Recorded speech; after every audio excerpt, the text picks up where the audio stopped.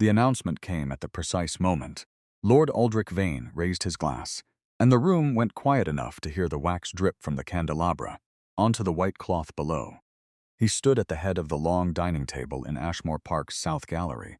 40 guests arranged along either side of him like figures in a painting that had not yet been given its name.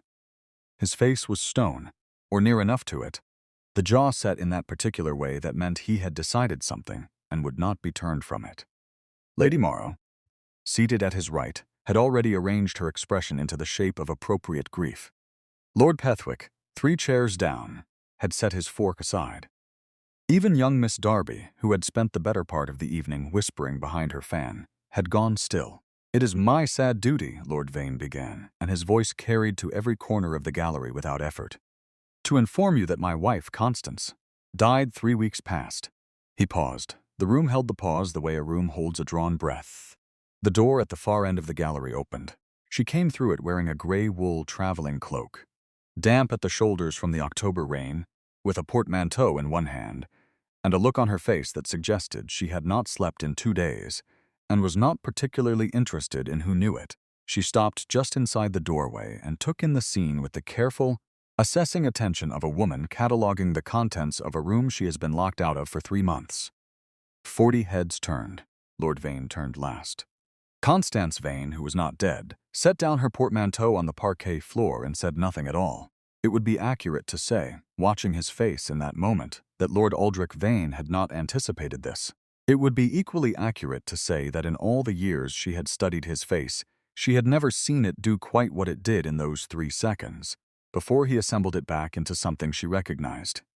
She had not anticipated it either, the particular kind of quiet that falls when a woman walks into her own memorial dinner. She had known, arriving at the gate lodge and finding the house blazing with candlelight, that something was wrong. She had known it more precisely when the footman at the door went so pale at the sight of her that she had pressed her own palm to his wrist and told him to breathe. She had not known what she would find when she pushed open the gallery door and stepped through it, only that she had not come this far.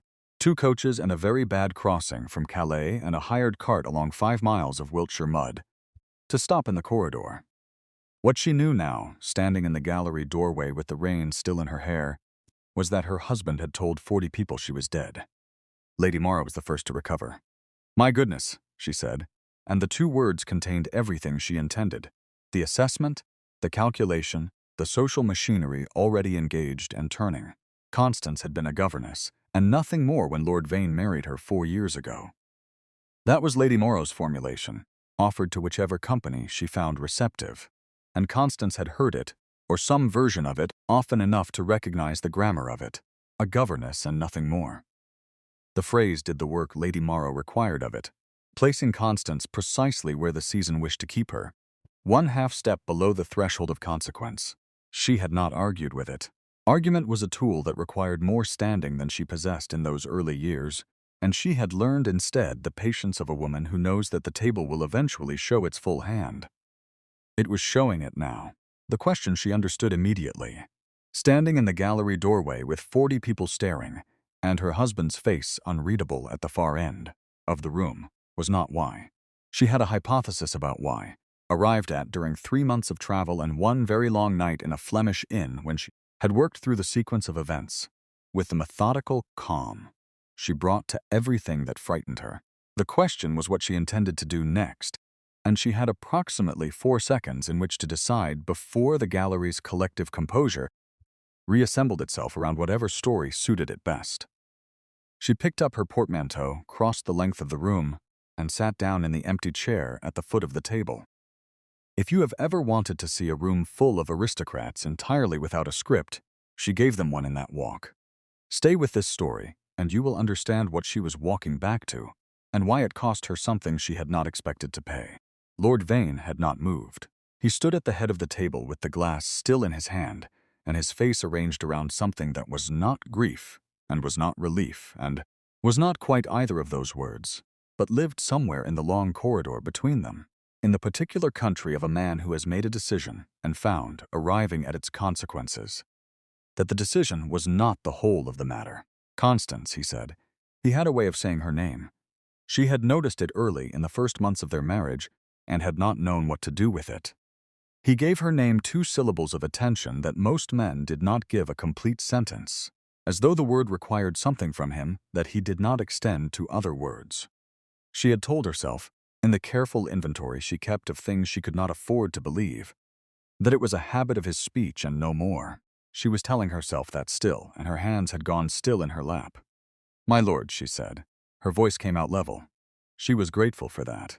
Lady Morrow's gaze traveled between them with the alert, pleasurable attention of a woman collecting information for later use. Lord Pethwick had picked his fork back up and then set it down again. Miss Darby had abandoned any pretense of discretion and was watching with her, fan forgotten in her hand. "She's returned," said Sir Clement Ashby, from somewhere in the middle of the table, in the tone of a man narrating events that were happening too quickly for him to keep pace with them. "So it would seem," Lady Morrow said. The phrase carried rather more satisfaction than sympathy. Constance had been Miss Hartley of Trowbridge before she was Lady Vane of Ashmore, and Miss Hartley of Trowbridge had been in the season's careful accounting, a young woman of genteel education and no fortune, which was another way of saying that she existed at the margin of the world in which she moved, useful enough to be employed in it, but not substantial enough to be considered part of it. She had governed the 3 daughters of a Wiltshire baronet for 4 years before Lord Vane's aunt, who was the baronet's wife's cousin, and liked Constance's precision with French irregular verbs, had brought her to Ashmore for a fortnight as a companion the previous summer. She had not expected Lord Vane. She had expected a large house and a difficult family, and the particular loneliness of a woman who is always adjacent to the warmth of other people's, lives and never inside it. She had received all 3 of those things, and then, unexpectedly, she had received something else. Aldrich Vane had not courted her in the conventional sense, which was to say he had not showered her with attentions or arranged chance encounters in the garden or composed any sort of verse in her direction. What he had done was talk to her, directly and at length, in the library after dinner, when the rest of the house was at cards, about the estate management questions he was working through, and the letter from his solicitor regarding the Northfield drainage, and the question of whether to replace the south boundary fence this quarter or next. He had asked her opinions on these matters in the way a man asks another person's opinion when he actually intends to hear it, and she had given them because it had not occurred to her to do otherwise, and because the problems were genuinely interesting and she had views. The proposal, when it came, had been as direct as the conversations that preceded it. He had told her he found her practical and clear-minded and more honest than most people he encountered, and that he believed those qualities would serve Ashmore well, and that he hoped she might consider a permanent arrangement over the temporary one they had enjoyed for 6 weeks. She had thought about it for 2 days. She had decided that a woman who has spent 4 years being useful in other people's houses should, if offered the chance to be useful in her own, take it. She had not permitted herself to think about the other things she had noticed in those 6 weeks, the attention he paid her when she spoke, the particular quality of his stillness when she was in the room, the way he had once, crossing the library to reach a book above her head, rested his hand briefly on her shoulder in a gesture so natural and so quickly withdrawn that she had spent the next 20 minutes convincing herself it had not happened. She had been doing that sort of convincing for 4 years. She had become rather good at it. The dinner that followed her return was the most meticulously polite meal she had ever sat through, which was a high standard given the preceding 4 years. Plates arrived, wine was poured, conversations that had been abandoned at her entrance were retrieved with the careful deliberateness of people who understood that the alternative to conversation was witnessing something they were not sure they wished to witness. She ate what was placed before her, a thin soup and a dressed pheasant, and a pudding she did not taste, and she watched the length of the table where her husband sat and did not look at her, or rather looked at her precisely as often as social requirement demanded, and not once more than that. She had been gone 3 months. She had left in July, 2 weeks after her father's solicitor sent word that her father, who had been ill in Devonshire for the better part of a year, was not expected to last the summer. She had gone to him, and he had lasted until September, which was the kind of stubborn grace her father had always possessed. And she had stayed through the settling of his modest estate, and the final letter to his old friend in Edinburgh, and the closing of the Trowbridge house that had been her childhood. She had written to Aldrich twice, She had received no reply. This was the fact she had carried from Devonshire to Dover, and from Dover to Calais, and from Calais back across to England, with the October crossing heaving beneath the boat. She had written twice. No reply had come. What had come eventually to her father's solicitor was a letter from Ashmore Park's steward acknowledging, with regret, that Lady Vane had died in early October following a period of illness. She had read the letter 4 times before she folded it back into its envelope, with hands that were doing their best not to shake. 3 months of silence. Then a letter declaring her dead. 2 facts that did not belong in the same account unless someone had placed them there, deliberately. Lord Pethwick was telling Lady Morrow something about the pheasant season. Lord Vane was speaking with quiet attention to old General Harrow at his left, who was hard of hearing and required sentences delivered twice. Constance watched her husband's hands. He held his wine-glass the way he held everything, with a specific economy, no grip wasted. She had once thought, watching those hands, that they were the truest thing about him, more honest than his face, which had been trained to give nothing away in company, and far more honest than his voice, which was correct in all the places a voice needed to be correct. He had not, in 4 years, ever told her what she was to him. He had not offered her the word she needed most. She had come to understand, in the careful way she understood things that cost her, that she was perhaps a practical arrangement dressed in finer fabric, the governess, and nothing more elevated into the slightly larger category of wife and nothing more. And she had composed her life at Ashmore accordingly, useful and adequate, and adjacent to the warmth she could not quite reach. The warmth was burning at the far end of the table now, and she could not read it. After dinner, Lady Morrow collected the other women with the efficiency of a general marshalling a flank and swept them toward the drawing room, and Constance went with them because there was nothing else to do, and she was too tired to devise an alternative. She sat near the fire because the October damp had settled into her shoulders during the crossing and had not fully left, and she accepted the tea. Mrs. Fenwick pressed upon her and listened to the conversation rotate around her with the patient attention of someone, waiting for the storm to make up its mind about direction. Lady Morrow settled beside her after a suitable interval. She had the look of a woman who had prepared what she was about to say some time before the moment arrived, and had perhaps been adjusting it since Constance walked through the gallery door. "We had all understood," Lady Morrow said, "that your health had declined rather severely." "My health is quite well," Constance said. "It must be a great relief," Lady Morrow said, "to find the household so admirably maintained in your absence. Lord Vane has been attentive to every detail." She paused, which was not a natural pause but a placed one, the kind that invites the listener to fill it. Every detail. Constance set her teacup down with the measured care she used for objects that mattered. She understood what Lady Morrow was doing. The needle was fine and the thread was long, and the stitching would be continued across every drawing room in the county before the season turned. A governess and nothing more returned from the dead to find she had been neatly superseded by implication, if not in fact, and was anyone truly surprised, and had anyone truly expected otherwise? The phrase had followed Constance across 4 years of Ashmore's social calendar, spoken in the tone of neutral observation by people who believed themselves to be simply noting a fact. "I am grateful for his attentiveness," Constance said. Lady Morrow smiled. The smile had teeth in it. "One does hope the county's understanding of events will sort itself out in due course. These misunderstandings can linger so unpleasantly." She smoothed her skirt with one ringed hand. For everyone involved, it was Mrs. Fenwick, cutting across the conversation with the blunt mercy of a woman who had known Constance since her first nervous season and did not particularly care for Lady Morrow's brand of benevolence, who asked what she had actually thought of the Devonshire coast in October, and Constance was grateful enough for the interruption that her breath steadied, without her having to manage it.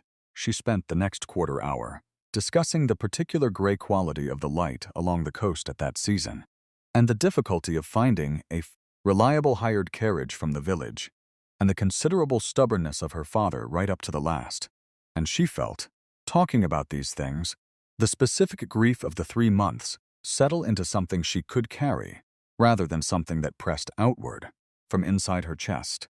She stayed until the men rejoined them, and then stayed through the subsequent quarter hour of conversation that convention required, and when the guests began to take their leave, She said the necessary things in the necessary order and watched the carriages process down the Ashmore Drive by the light of the torches until the last one rounded the gate and the park went quiet.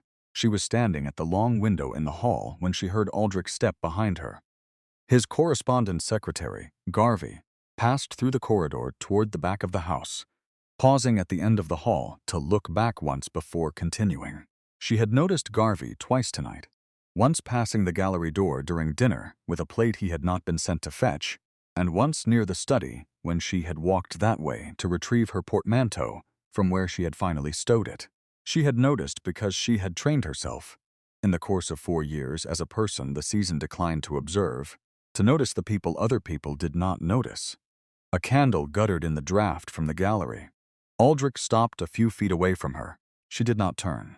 "You are well," he said. "It was not entirely a question." "I am tired," she said, "and I would like to know why I am receiving letters from your steward informing me of my own death." The window gave her the park in Dark Plains, the elm avenue running out toward the gate, the last torch smoking at the corner post. She could see, in the glass, his reflection standing behind her. He had the particular stillness she had learned to read as thought, not coldness, though she had taken years to learn the distinction.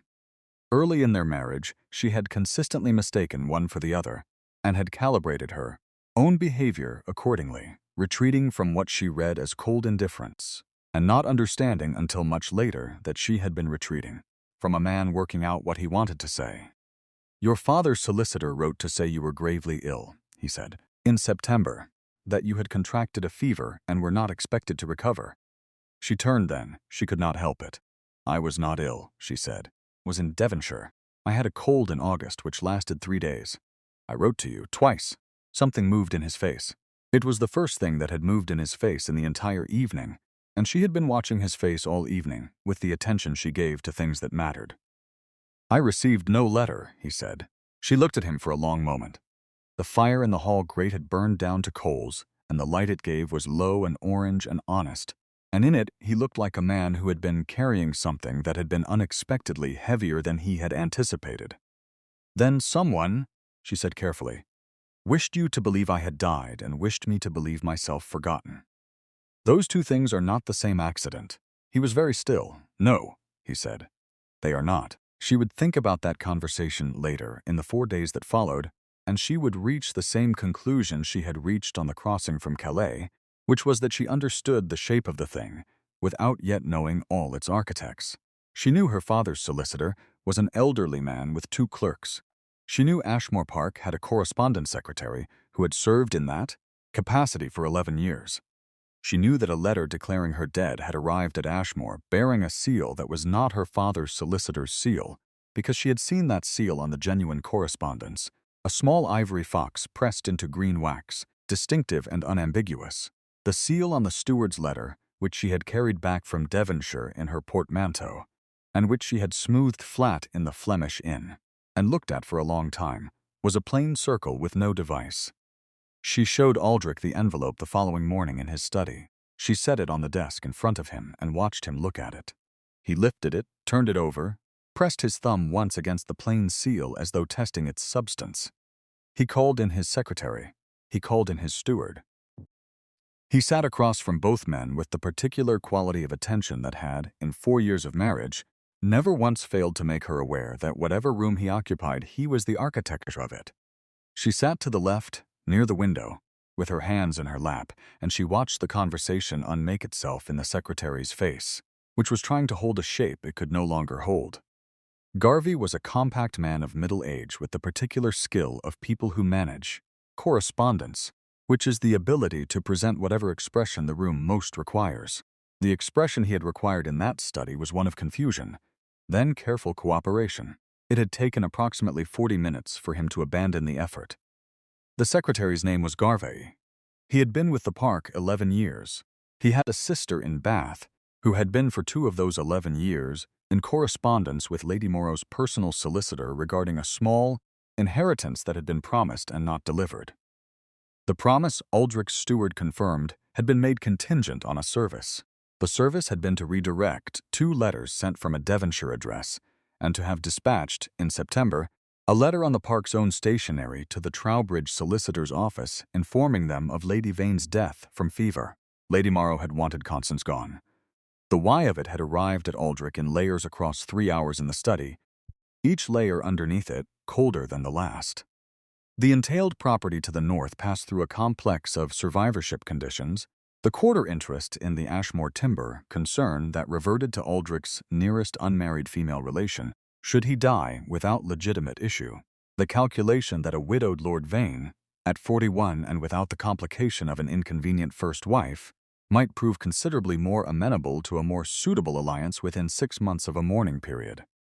Lady Morrow had a niece. The niece had 7,000 a year, and a family connection that would have seemed, to a woman of Lady Morrow's reasoning, to close several problems at once. She had not, in her calculation, accounted for Constance arriving home alive. None of it was the thing Constance had told herself, in the long nights of the crossing, about what she would allow herself to believe when she reached Ashmore. None of it was the silence she had prepared to accept as her answer. Lord Vane called on Lady Morrow on the 4th morning. Constance did not accompany him. He had not suggested she should, and she had not asked. She sat in the morning room at Ashmore with her embroidery untouched in her lap, and Mrs. Fenwick keeping company across the fire, and she waited with the patient dread of a woman who has learned that the distance between what she needs and what she is permitted is not always crossable by effort alone. Mrs. Fenwick offered her opinions on the South Garden's late roses and the question of whether the kitchen fire drew properly, and whether the second parlor curtains wanted replacing this winter, and Constance listened to all of it with the steady gratitude of a woman who understands that ordinary conversation is its own kind of kindness. When Aldrich returned in the early afternoon, she heard him in the corridor before she saw him. His step had a particular cadence she had learned in 4 years of listening for it, measuring the day by it when he returned from the estate business, gauging his temper by its rhythm, with the involuntary precision of a woman who has never quite permitted herself to admit how carefully she listens. Today it was even, deliberate, the step of a man who has done something he intended to do, and has arrived at the end of it. He came into the morning room and stood at the center of it.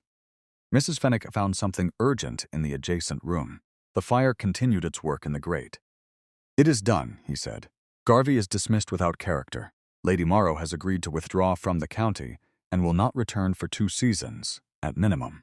The solicitor in Bath has been informed of the deception and will be reporting to his professional association accordingly." He paused. "One beat. She will not trouble you again." Constance looked at him. He was standing in the morning room with the October light flat on the windows behind him, and his hands at his sides, and he was not looking at the fire or the window or the embroidery forgotten in her lap.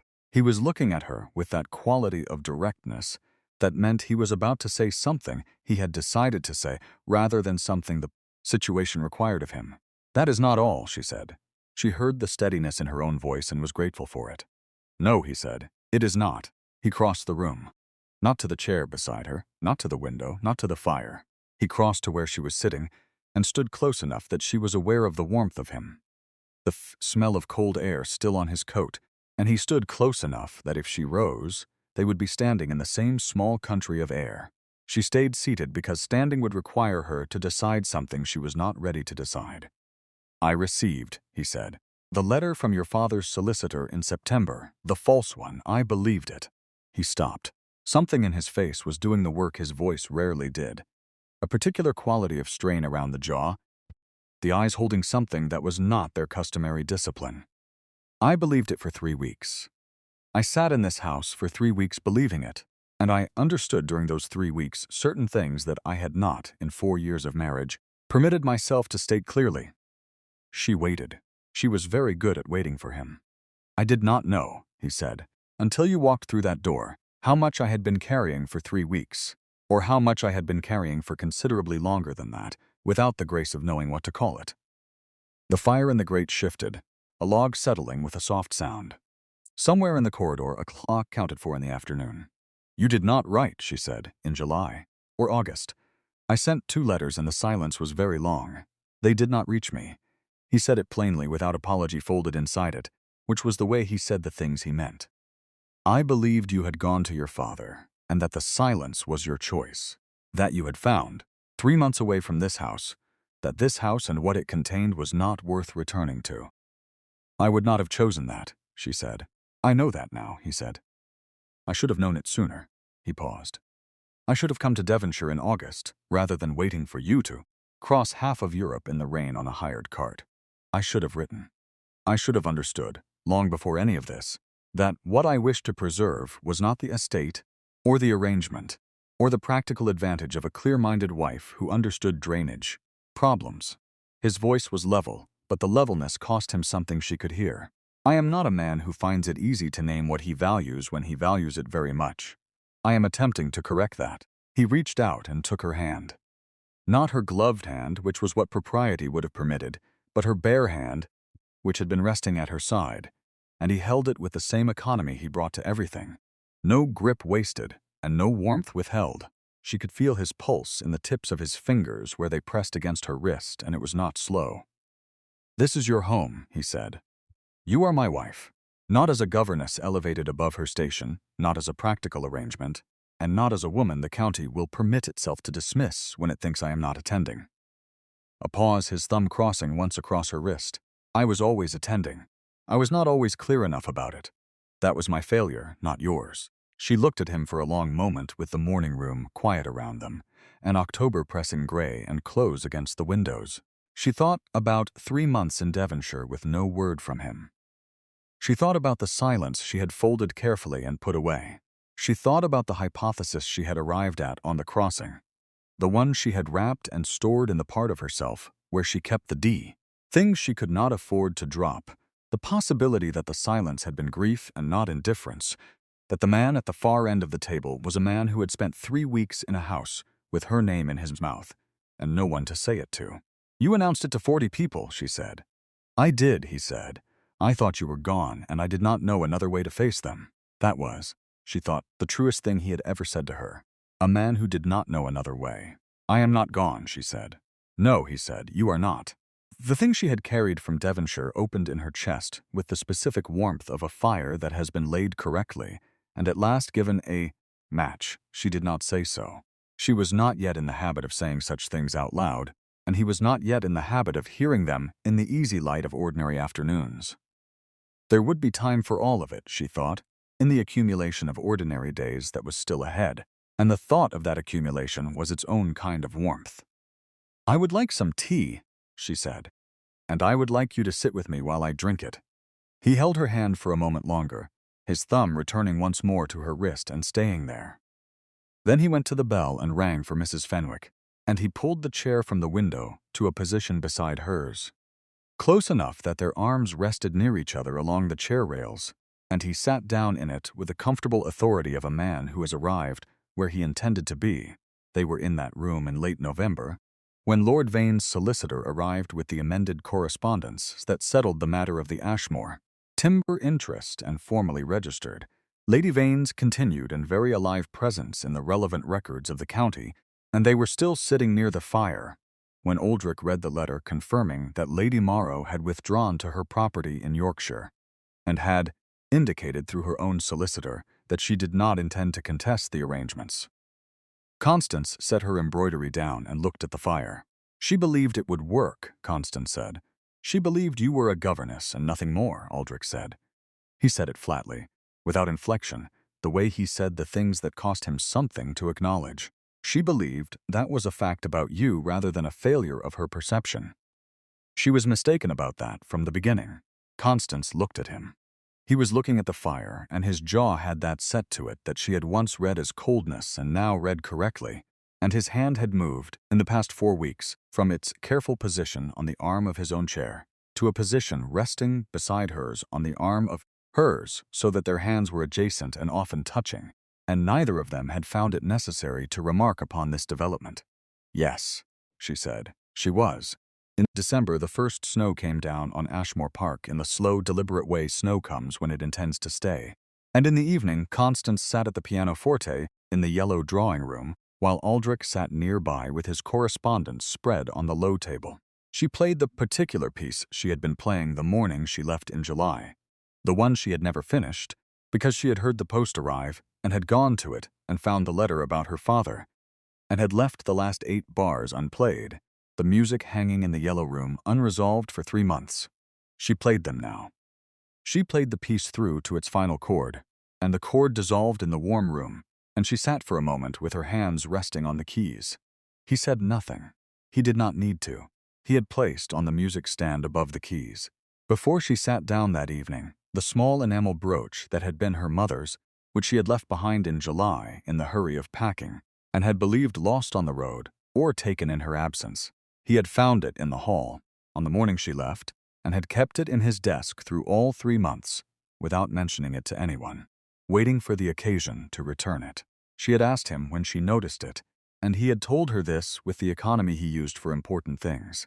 3 sentences without elaboration, and she had held the brooch in her palm for a moment, before she pinned it at her collar, where it had always lived. The snow came down past the yellow drawing-room windows in soft, determined curtains. The fire burned. She turned on the bench and looked at her husband bent over his correspondence, his pen moving across the page in the even hand she had come to know as well as her own. And she understood that this was what she had been afraid to name for 4 years. Not the arrangement, and not the household, and not the drainage problems, but this, the specific warmth of a winter room and a fire, and the sound of a pen on paper, and knowing, with the whole of her body and the whole of her reason, that she was wanted here. She had not been nothing. She had never been. And now the house knew it too, and the man in the chair beside the fire knew it, and the small enamel brooch at her collar caught the firelight and held it. Thank you for sitting with Constance until the end. If this story stayed with you, leave a word in the comments about the moment that felt most like coming home.